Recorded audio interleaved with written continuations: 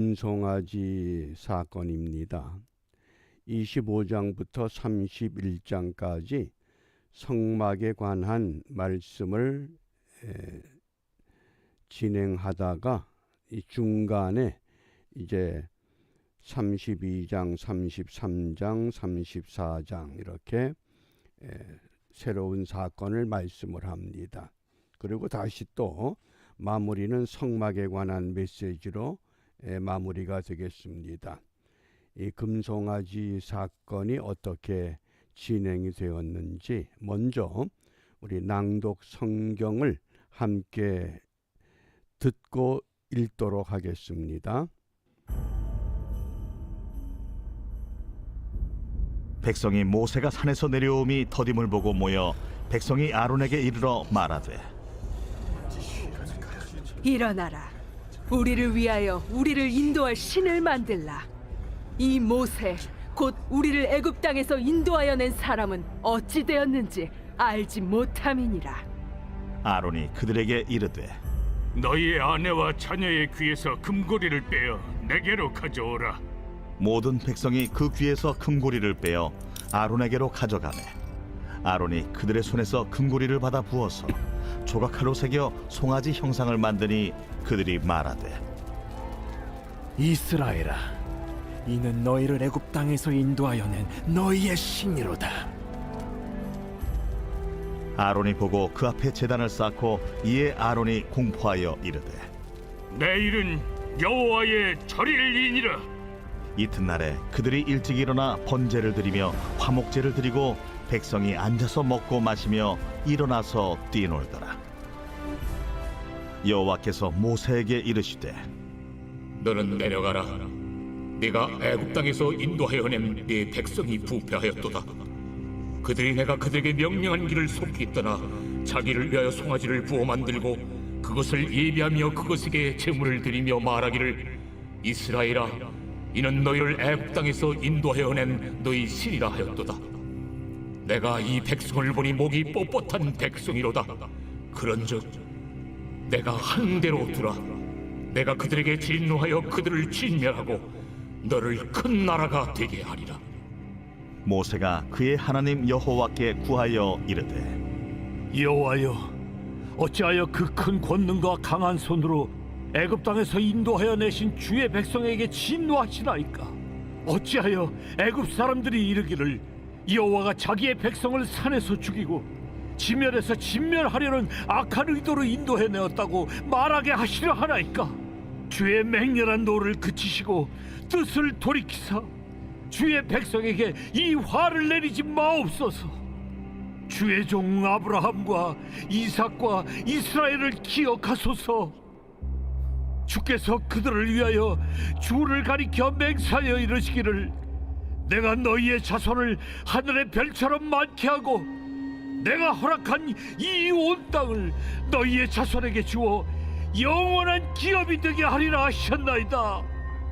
여호와께서 뜻을 돌이키사 말씀하신 화를 그 백성에게 내리지 아니하시니라. 모세가 돌이켜 산에서 내려오는데 두 증거판이 그의 손에 있고 그 판의 양면 이쪽 저쪽에 글자가 있으니 그 판은 하나님이 만드신 것이요 글자는 하나님이 쓰셔서 판에 새기신 것이더라. 여호수아가 백성들의 요란한 소리를 듣고 모세에게 말하되, 진중에서 싸우는 소리가 나나이다.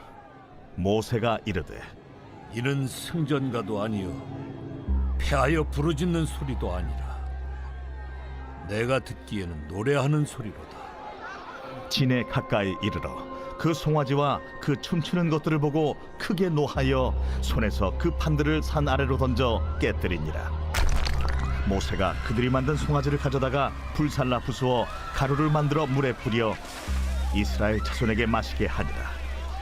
모세가 아론에게 이르되, 이 백성이 당신에게 어떻게 하였기에 당신이 그들을 큰 죄에 빠지게 하였느냐?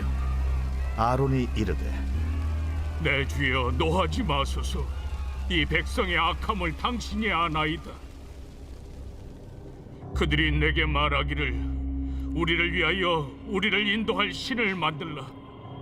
이 모세 곧 우리를 애굽 땅에서 인도하여 낸 사람은 어찌 되었는지 알 수 없노라 하기에 내가 그들에게 이르기를 금이 있는 자는 빼내라 한즉 그들이 그것을 내게로 가져왔기로 내가 불에 던졌더니 이 송아지가 나왔나이다. 모세가 본즉 백성이 방자하니 이는 아론이 그들을 방자하게 하여 원수에게 조롱거리가 되게 하였습니다. 이에 모세가 진문에 서서 이르되 누구든지 여호와의 편에 있는 자는 내게로 나오라. 하매 레위 자손이 다 모여 그에게로 가는지라. 모세가 그들에게 이르되 이스라엘의 하나님 여호와께서 이렇게 말씀하시기를 너희는 각각 허리에 칼을 차고 진 이 문에서 저 문까지 왕래하며 각 사람이 그 형제를, 각 사람이 자기의 친구를, 각 사람이 자기의 이웃을 죽이라 하셨느니라. 레위 자손이 모세의 말대로 행하매 이날의 백성 중에 3,000명가량이 죽임을 당하니라. 모세가 이르되 각 사람이 자기의 아들과 자기의 형제를 쳤으니 오늘 여호와께 헌신하게 되었느니라. 그가 오늘 너희에게 복을 내리시리라. 이튿날 모세가 백성에게 이르되 너희가 큰 죄를 범하였도다. 내가 이제 여호와께로 올라가노니 혹 너희를 위하여 속죄가 될까 하노라. 하고 모세가 여호와께로 다시 나아가 여짜오되 슬프도소이다. 이 백성이 자기들을 위하여 금신을 만들어 싸우니 큰 죄를 범하였나이다. 그러나 이제 그들의 죄를 사하시옵소서. 그렇지 아니하시오면 원하건대 주께서 기록하신 책에서 내 이름을 지워버려 주옵소서. 누구든지 내게 범죄하면 내가 내 책에서 그를 지워버리리라. 이제 가서 내가 네게 말한 곳으로 백성을 인도하라. 내 사자가 네 앞서 가리라. 그러나 내가 보응할 날에는 그들의 죄를 보응하리라. 여호와께서 백성을 치시니 이는 그들이 아론이 만든 바 그 송아지를 만들었음이더라. 아멘.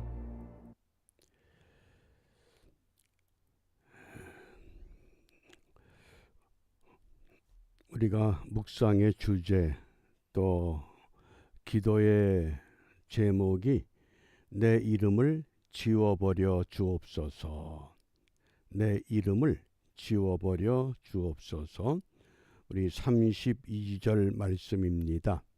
다 같이 함께 읽습니다.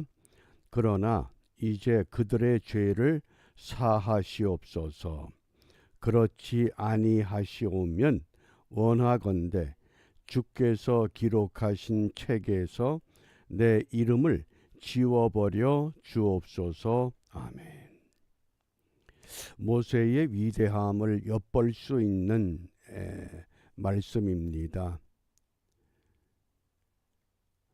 보통 지도자들이 백성이 잘못하면 백성을 벌하고 다른 백성들에게 그 영향이 미치지 않도록 하는 것, 그것이 아주 잘하는 통솔력이라고 우리가 생각하고 있습니다. 그러나 모세의 지도력은 백성을 벌하는 것이 아니라 오히려 내 이름을 지워버려 주옵소서. 어디에서? 주께서 기록하신 책에서. 성경에서는 이 책을 생명책이라고도 합니다. 하나님의 생명책에서 내 이름을 지워버려 주옵소서. 그리고 이 백성들의 죄를 사하여 주시옵소서. 우리가 사도 바울도 믿음의 아들 디모데에게 기도에 관해서 4가지로 교훈했습니다. 기도와 간구와 도고와 감사. 우리가 기도, 일반적인 기도를 다 포함한 것을 말합니다. 간구라고 하는 기도는 어떤 특별한 문제를 갖고 집중적으로 기도할 때 간구라고 합니다. 그 다음에 도고라고 하는 것은 다른 사람을 위해서 중보하는 기도를 도고라고 합니다. 감사라고 하는 것은 이루어진 줄 확신하고 기도합니다. 지금 모세가 백성들을 위해서 도고 중보 기도를 합니다. 그 창세기 18장에도 보면 하나님이 소돔성을 심판하고자 할 때 아브라함이 하나님 앞에 중보의 기도를 하게 됩니다. 하나님, 만일 그 성에 의로운 사람 50명이 있어도 그 성을 심판하시겠습니까? 그러다가 45명이면 또 어떻습니까? 그러고는 40명, 30명, 20명, 10명까지 내려왔습니다. 그런데 결국은 소돔성이 무너지고 맙니다. 아브라함 생각에는 적어도 그 큰 성에 하나님이 원하시는 10명의 의로운 사람은 있지 않을까 생각했을 겁니다. 그런데 10명도 없었다고 하는 것. 그렇지만 그 성이 불의 심판받을 때에 롯과 그의 가족이 이 아브라함의 부르짖음 까닭에, 그래서 성경은 그렇게 말씀합니다. 아브라함의 부르짖음이 너무 컸기 때문에, 바꿔 말하면 아브라함이 중보하는 그 간구 때문에 하나님이 롯과 그 가족들을 이끌어냅니다. 다만 롯의 아내는 뒤를 돌아본 곳 연고로 소금 기둥이 되었다. 오늘 모세가 또 그런 기도를 하는 겁니다. 하나님, 이 백성들을 애굽 땅에서 인도해 내실 때에 광야에서 이렇게 이 백성들이 멸하라고 이끌어내신 거 아니지 않습니까? 이방 사람들이 들으면 얼마나 통쾌하겠습니까? 그러니 차라리 이들의 죄를 용서해 주시오. 그렇지 않다 그러면 내 이름을 생명책에서 지워버려 주십시오. 이게 모세의 위대함을 엿볼 수 있는 말씀입니다. 우리가 기도 생활을 하면서 내 마음 가운데 나는 무엇을 위해서 중보 기도해 봤는가? 어떻습니까? 그런 경험이 있습니까? 누군가를 위해서 정말 내 생명을 걸고 기도했을 때 하나님이 응답하시는 그런 은혜, 우리가 이런 일반 기도도 좋지만 또 간구도 좋지만 감사도 중요하지만은 이 도고라고 하는 이 중보의 기도, 모세가 왜 이런 기도를 할 수밖에 없었는가? 오늘 1절 말씀을 봅니다. 1절 말씀에 보면 백성이 모세가 산에서 내려옴이 더딤을 보고, 모세가 산에 올라가서 하나님께로부터 계명을 받는 기간이 40일이었습니다. 그러자 백성들이 아론에게 몰려와서 우리를 인도할 신을 만들어 달라고 강력하게 요구합니다. 왜 그렇습니까? 모세가 보이질 않기 때문에. 지금 애굽에서부터 그 고센 땅에서 애굽에 내렸던 그 재앙들, 홍해를 육지같이 건넜던 놀라운 은혜, 광야에서 물이 없을 때 물을 마시게 했던 하나님의 놀라운 은총, 먹을 것이 없을 때 만나 메추라기를 주시는 하나님, 그 뜨거운 광야에서 구름이 가리워서 시원하게 이동할 수 있었던 그 놀라운 축복, 이런 것들을 다 경험을 하면서도 모세가 보이지 않는다고 우리를 인도할 신을 만들라고 하는 겁니다. 이 백성들이 하나님과 어떤 언약을 맺었습니까? 출애굽기 20장에서 10가지 계명을 받았습니다. 24장에서는 모세를 통해서 하나님의 그 말씀을, 율법을 들었습니다. 그리고 언약의 피로 맹세했습니다. 우리가 말씀대로 살겠다 맹세했던 백성들입니다. 그런데 40일 동안 보이질 않는다고. 왜 그랬을까요? 저는 이 말씀을 오늘 묵상하다가 이 히브리 민족이 애굽에서 430년 노예 생활을 했다 그러니까 날수로 환산해 보니까 15만 6,950일입니다. 그런데 40일, 15만 6,950일과 42일을 비율해 보니까 대략 한 4,000배입니다. 그러니까 아무리 놀라운 걸 체험하고 놀라운 기적을 경험했어도 그들의 삶 속에 4,000배의 강한 영향력은 무엇이냐? 애굽에서 보았던 것들, 애굽에서 경험했던 것들, 애굽에서 먹었던 것들, 그것만이 이들을 지배하고 있다고 하는 것. 그것을 성경에서 히브리 기자는 죄악의 쓴 뿌리라고까지 말씀합니다. 그러니까 아론이 그래 그러면 너희들 금 귀고리 다 가지고 오너라. 그래서 송아지 형상을 만들었습니다. 그리고 또 어떻게 이는 너희를 애굽 땅에서 인도하여 낸 너희 신이다. 송아지 형상이 뭡니까? 그게 애굽에서 아피스라고 하는 신의 형상입니다.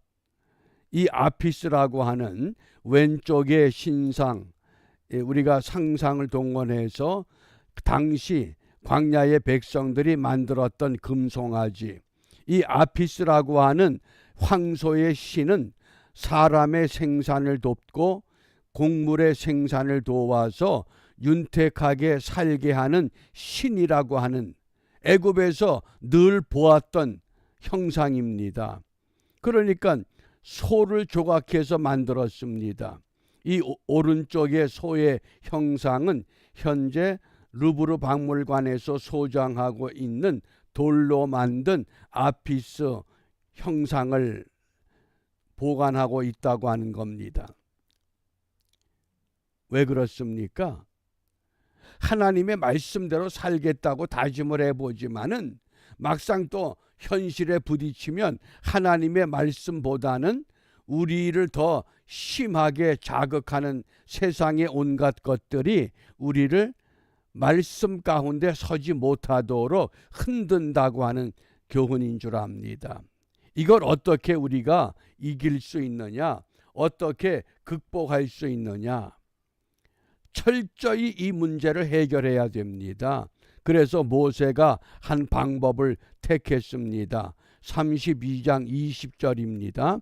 함께 읽습니다. 모세가 그들이 만든 송아지를 가져다가 불살라 부수어 가루를 만들어 물에 뿌려 이스라엘 자손에게 마시게 하니라. 대부분 주석가들이 죄의 원인이 되었던 금송아지를 완전히 가루로 만들어서 다 마셔서 없애버렸다. 죄의 이 근원을 소멸시켰다. 그렇게 주석을 많이 합니다. 그런데 제가 아주 오래전에 읽었던 책인데 그 책을 검색해 보니까 더 이상 품절이 돼서 그 책을 구할 수 없다고 그럽니다. 그때 제가 읽었던 책의 제목이 예수의 피라고 하는 책입니다. 예수의 피. 거기 어떤 내용이 있느냐? 미국의 과학자들이 성경에 있었던 사건들을 과학적으로 실험을 한 사례들을 보고합니다. 그러면서 창세기 32장 20절에 이 금을 불에 태웠다라고 하는 것은 금을 재련해서 순금으로 만들었다. 그걸 가루로 만들었다. 물에 뿌리면 과학자들이 실험실에서 깜짝 놀랐다고 하는 겁니다. 분명히 황금은 누런 색깔입니다. 그런데 그것을 물에 뿌리는 순간 물이 시뻘건색으로 바뀌더랍니다.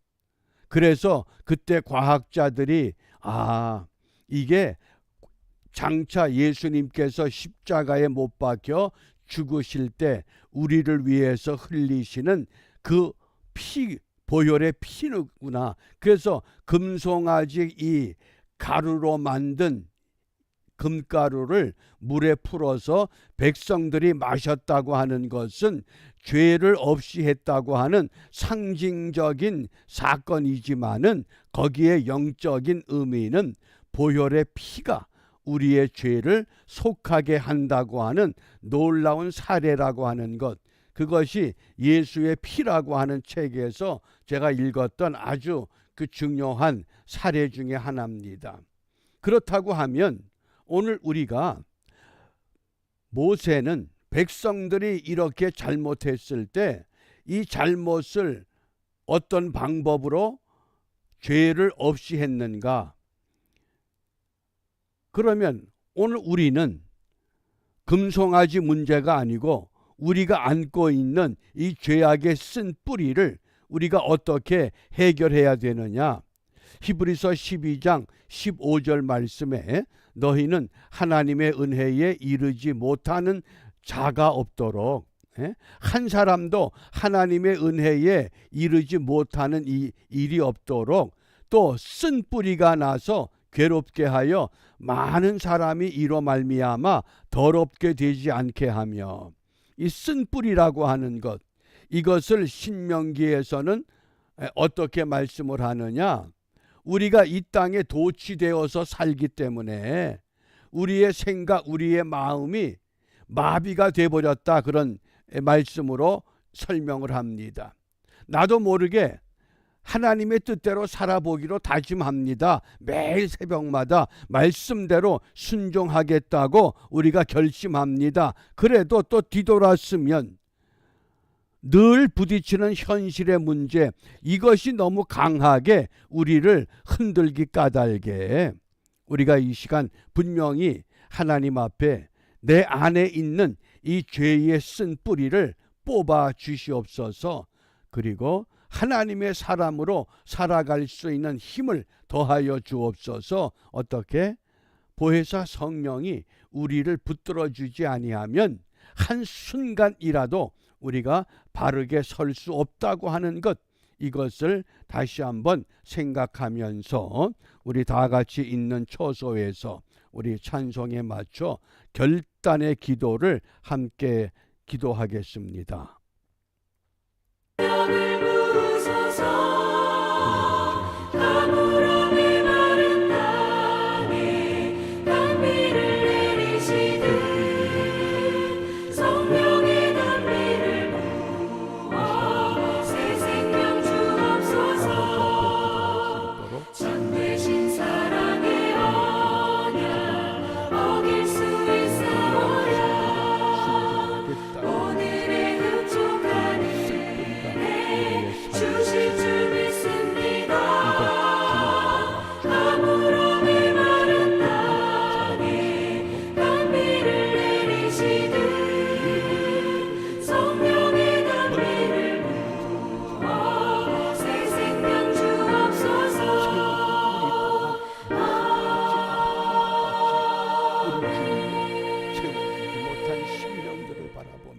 그들을 놓고 눈물로 생명 걸고 기도할 수 있는 우리 모두가 되도록 축복하여 주시옵소서. 금방 기회를 통해서 이제 우리 모두가 온전한 하나님의 사랑으로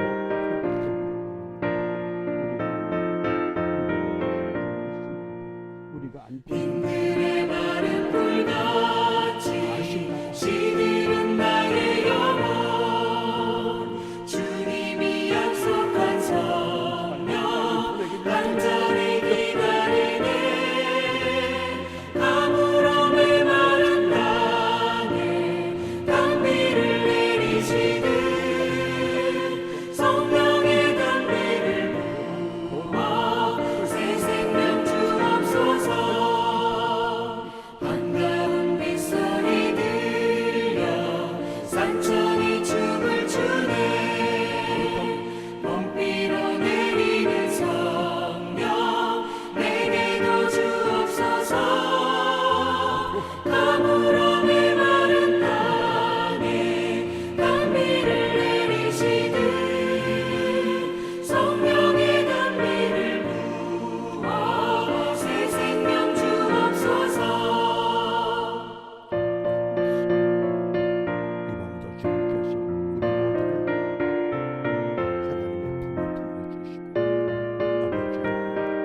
알지 못한 것 깨닫게 하시고 고백하지 못한 것 고백할 수 있도록